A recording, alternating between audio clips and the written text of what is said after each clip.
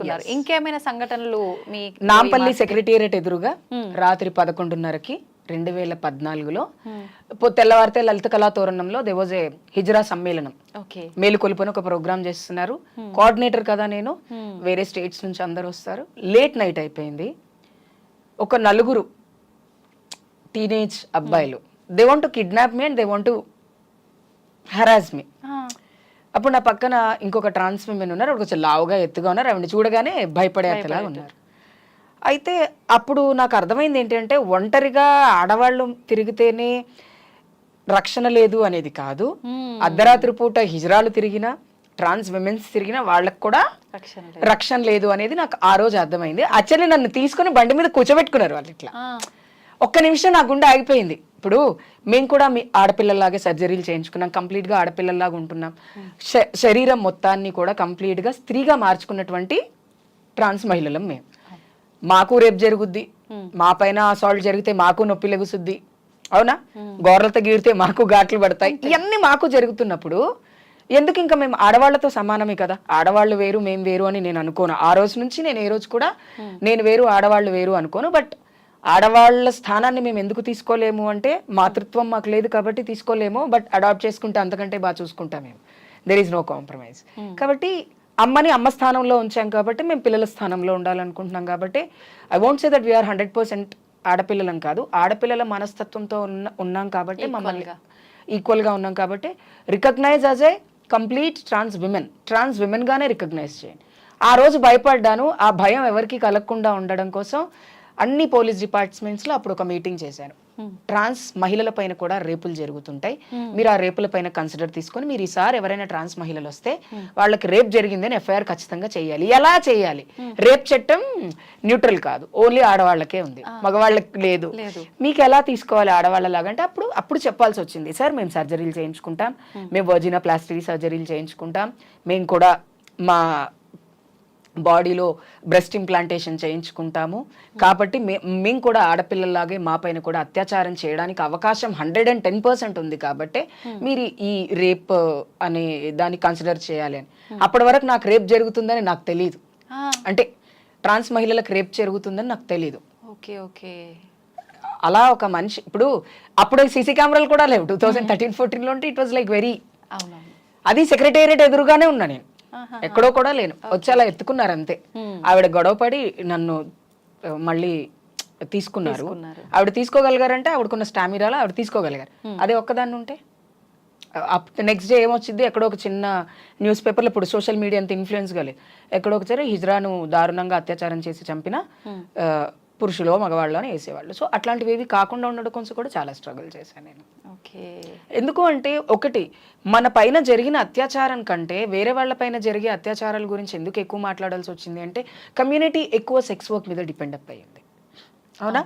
ఆ sex work అనేది ఎక్కడ, చీకట్లల్లో, చెట్లల్లో, ఏదో 5 స్టార్ హోటల్స్లో చేయరు. వీళ్ళంతా రోడ్ల మీద నిలబడి ఆ సెప్టిక్ ట్యాంకుల పక్కన, కాలువల పక్కన, మురికి కాలువల పక్కనే నించుంటారు. పోయి సైబర్ టవర్స్ ముందైతే నిలబడి చేయరు, అదందరికీ తెలుసు. ఎక్కడైతే పబ్లిక్ చీకటిగా ఉంటుందో చీకట్లోనే బ్రతుకుతాం కాబట్టి మేము ఆ చీకట్లోనే చేస్తారు కాబట్టి అక్కడ ఎన్నో దారుణాలు జరుగుతాయి. బియర్ బాటిల్స్తో కొట్టేస్తారు, రాళ్ళు రువ్వేసి వెళ్ళిపోతారు. ఎందుకు వెళ్ళిపోతారు తెలుసా? ఎంత అని అడిగినప్పుడు 200, 300, 500 మన అందాన్ని బట్టి మనం చెప్పుకుంటాం. ఎవరి రేట్ వాళ్ళే ఫిక్స్ చేసుకొని ఉంటారు కాబట్టి నా దగ్గర 100 ఉన్నాయి చేయవు అంటే, లేదు చేయను అన్నప్పుడు ఎందుకు చేయవే అని రాయితో కొట్టెళ్ళేవాడు ఉంటాడు. బాగా తాగొచ్చి వాడు 1000 రూపాయలు ఇచ్చినాక కూడా వాడిని భరించలేం మనం. Sex work is not a simple thing. తెలవని మనిషితో మనం ఫిజికల్గా మూవ్ అవటం అంటే వాడు ఏం చేస్తాడు అనేది మనకు తెలియదు కాబట్టి చాలా కష్టమైనటువంటి పని. తాగొస్తాడు, వాడేం చేస్తాడు, అంతా అయిపోయిన తర్వాత ఏదో ఒక చోట వాడికి కోపం వచ్చో, నువ్వు నన్ను ముట్టుకొని ఇవ్వలేదు, నన్ను ముద్దు పెట్టనివ్వలేదు అని బీర్ బాటిల్ తలపైన కొట్టి వెళ్ళిపోతాడు. అదే బీర్ బాటిల్తో పొడిచెళ్ళిపోయిన వాళ్ళు కూడా ఉన్నారు. ఈ క్రైమ్స్ అన్ని జరుగుతున్నాయి కాబట్టి ఈ క్రైమ్స్ పైన సెన్సిటైజేషన్ జరగాలి అని ఒక ఉద్దేశము. రేపులు అయితే ఆల్రెడీ జరుగుతున్నాయి, మీరు చూసారు రీసెంట్గా వైజాగ్లో రేప్ జరిగింది. రేప్ని ఎలా కన్సిడర్ చేయాలంటే నాకు ఇష్టం లేకుండా నన్ను ముట్టుకున్నా రేపే, అంతే కదా. అది నాకైనా సరే, మీకైనా సరే, మగవాళ్ళకైనా సరే, వాళ్ళకు కూడా అంటున్నారు కదా. కాబట్టి అందరినీ కన్సిడర్ చేద్దాం మనం, ఎందుకు తక్కువ చేయకూడదు ఎవరిని, అది యూనిక్ సెక్స్గా తీసుకుంటే. కాబట్టి ఈ కష్టాలన్నీ జరగకుండా ఉండడం కోసమే నేను ఎక్కువ మాట్లాడటం. అండ్ ఇంకోటి ఎవరైనా పోలీసులతో మాట్లాడేటప్పుడు మనం తెలుగులో మాట్లాడితే ఒకప్పుడు వాల్యూ ఉండేది కాదు. అవును అవును, మనం ఇంగ్లీష్లో మాట్లాడితే ఇది ఎదురు చదువుకొని వచ్చింది, చాలా తెలుసు. జాగ్రత్తగా మాట్లాడాలి అని. అందుకనే ఎడ్యుకేషన్ కూడా అంతే ఇంపార్టెంట్ మనకి. ఓకే, ఏం చెప్తారు మీరు అంటే ట్రాన్స్ ఉమెన్లకు కానీ ట్రాన్స్ జెండర్లకు కానీ ఏం చెప్తారు మీ సైడ్ నేను నుంచి? ట్రాన్స్ ఉమెన్స్కి ఒకటే చెప్తాను, ప్రతి చోట కమ్యూనిటీ తప్పు చేస్తుంటే కమ్యూనిటీని తప్పు చేయట్లేదు, మా వాళ్ళు ఈ తప్పు చేస్తున్నారు ఆ తప్పు చేస్తున్నారు అని శుద్ధపూస మాటలు నేను మాట్లాడదలుచుకోలేదు. తప్పు చేసేవాళ్ళు తప్పులు చేయడం మానేయండి, మైగ్రేట్ అయిన వాళ్ళని తెలంగాణలో రానివ్వకండి. అండ్ ఈ రౌడీలు ఈ గూండాలు ఎవరైతే మారువేషాల్లో వచ్చి మీ దగ్గరకు వచ్చి చీరలు కట్టుకొని విగ్గులు పెట్టుకొని దొంగతనాలు చేస్తున్నారో వాళ్ళు మీరు ఎంకరేజ్ చేయకండి. అప్పుడు కమ్యూనిటీకి ఒక మంచి పేరు వస్తుంది. ఇప్పుడు ఆల్రెడీ ప్రభుత్వం చాలా సీరియస్గా ట్రాన్స్ కమ్యూనిటీ కోసం పనిచేయాలి అని అనుకుంటుంది. ఆల్రెడీ హానరబుల్ చీఫ్ మినిస్టర్ గారు నామినేటెడ్ పోస్ట్ ఇస్తామని 2019లోనే చెప్పారు, నాకే చెప్పారు, నన్నే కూర్చోబెట్టి చెప్పారు. అవునా? ఇంత జరుగుతున్నప్పుడు మనం కాస్త మారటంలో తప్పులేదు. మనం మారిన తర్వాత ప్రజల్లో మార్పు కోరుకోవాలి తప్ప మనం అలాగే రాళ్ళలాగా రప్పల్లాగా బావిలో కప్పల్లాగా ఉంటూ ప్రజలు మారాలి అంటే మారు. మీరు మారండి, మీతో పాటు ప్రజలు మారుతారు. And please respect every gender. And మీ పేరెంట్స్తో మీరు ఉండి మీ పేరెంట్స్తో ఉంటూ చదువుకొని మంచి లైఫ్ని లీడ్ చేయడానికి మ్యాక్సిమం ట్రై చేయండి. అంతే తప్ప పేరెంట్స్ తిట్టారు కొట్టారు అని వాళ్ళ మీద అలిగి వచ్చి ఈ హిజరా మాఫియాలో పడి మీ లైఫ్ని పాడు చేసుకునే కంటే కాస్త ఓపిక, కాస్త సహనం, కాస్త మైండ్ కంట్రోల్ ఉంటే లైఫ్ బాగుంటుంది. ఓకే, చెప్పండి మీ లైఫ్ గురించి. మీ లైఫ్లో మీరు ఎలా ఉన్నారు? చాలా హ్యాపీగా ఉన్నా. అప్పుడప్పుడు నన్ను నేను మిస్ అవుతున్నాను అనిపిస్తుంది నాకు. ఎలా అంటే ఒకప్పుడు చంద్రముఖి ఎక్కువ బిజీగా పనిచేస్తూ ఉండేది, ఇప్పుడు తక్కువ పనిచేస్తుంది, తక్కువ మాట్లాడుతుంది అని నన్ను నేను మార్పు మరి విసిగిపోయాను. నేను విసిగిపోయాను, ఫైట్ చేసి కమ్యూనిటీ చేంజ్ అవ్వట్లేదు. అండ్ యాక్సెప్టెన్సీ ఎంత పెరుగుతుందో క్రైమ్ రేట్ అంతే పెరుగుతుంది. కాబట్టి ఎక్కడో ఒక చోట నేను కొంచెం తగ్గా, అది కొంచెం మిస్ అవుతున్నాను తప్ప ఐఎమ్ ఎంజాయింగ్ మై లైఫ్. చాలా లైఫ్ని చాలా హ్యాపీగా, నేను ఎప్పుడూ హ్యాపీగా ఫీల్ అవుతానంటే ఏ రోజైతే నేను హ్యాపీగా ఫీల్ అవ్వను అంటే ఏ రోజైతే నాకు ఎవరు కాల్ చేసి కౌన్సిలింగ్ తీసుకోకుండా ఉంటారు చూసి ఆ రోజు నాకు కాల్స్ రాకుండా ఏమీ రాకుండా ఉన్నప్పుడు ఫీల్ అవుతాయి. ఎందుకంటే రోజు అట్లీస్ట్ ఒక్క కాల్ అయినా అటెండ్ చేయడం నాకు అలవాటు అయిపోయింది.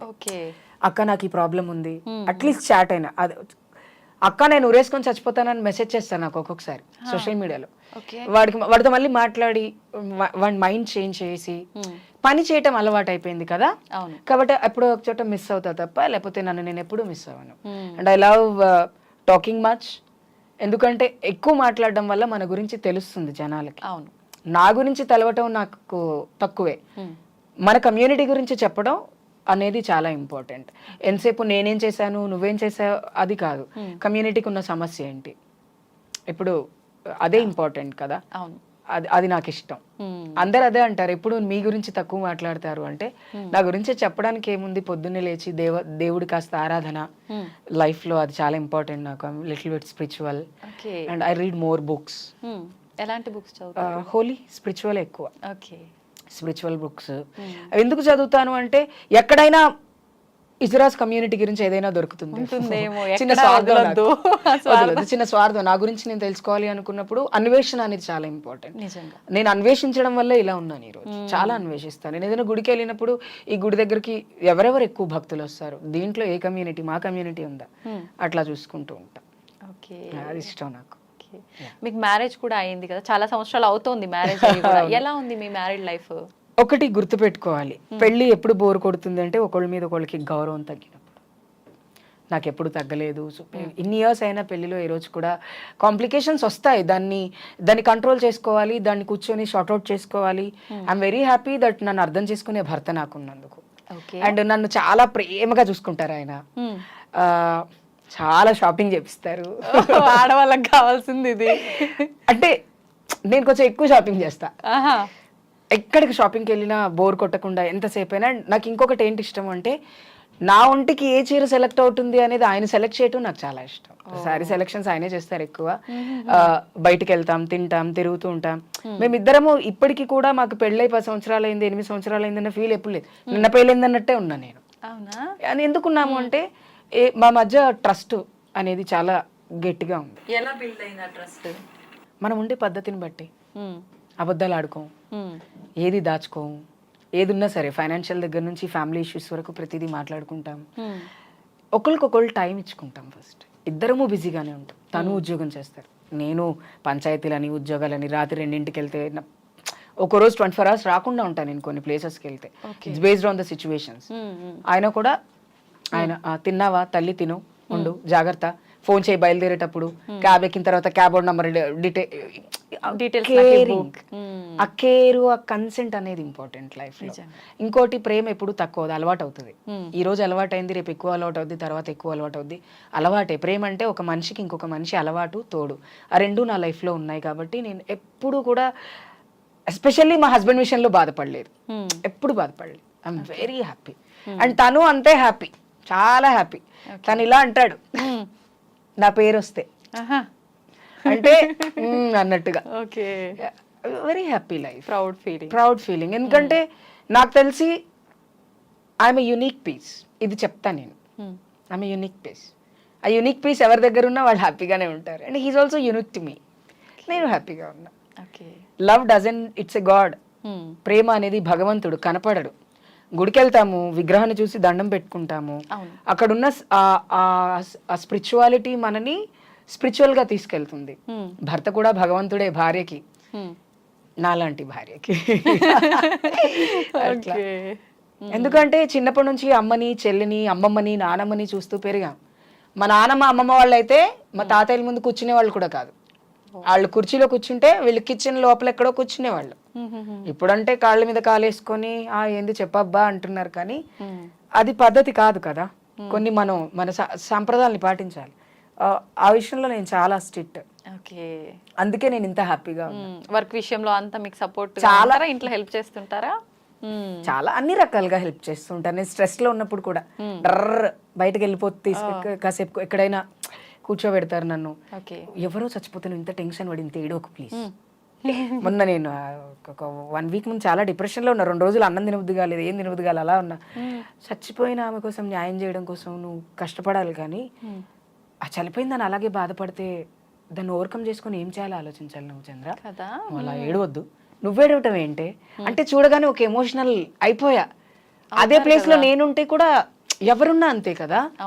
దెర్ ఈస్ నో అంటే ఒక హిజ్రా చనిపోతే అట్లీస్ట్ మనుషులు గుర్తించరా అనేటువంటి ఒక బాధ అనిపించింది నాకు ఆ రోజు. మీడియాలో ఎక్కడా కూడా రాలేదు, ఎప్పుడో 2 రోజుల తర్వాత వచ్చింది.